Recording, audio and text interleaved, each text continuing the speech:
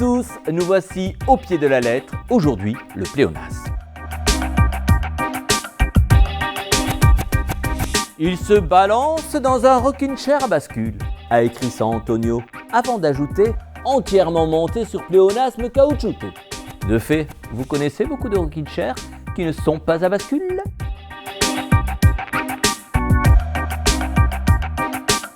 Le pléonasme se caractérise par la présence de plusieurs mots contenant les mêmes informations.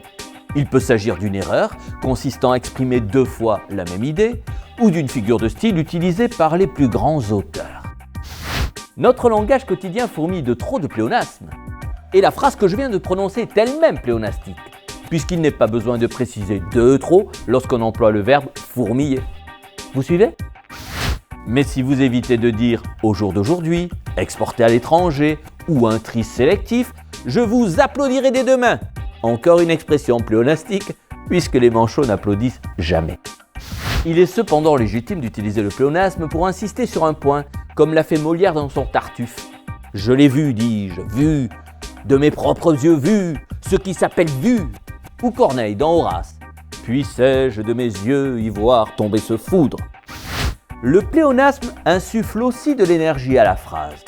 Fénelon dans Télémaque parle d'une horreur qui fait se dresser les cheveux sur la tête et qui glace le sang dans les veines.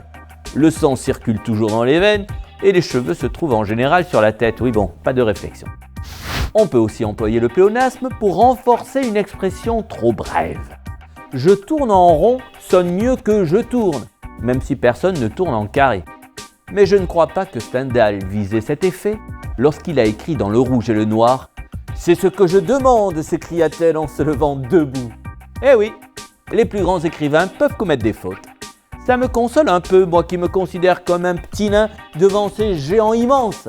Flûte de pléonasme. À bientôt.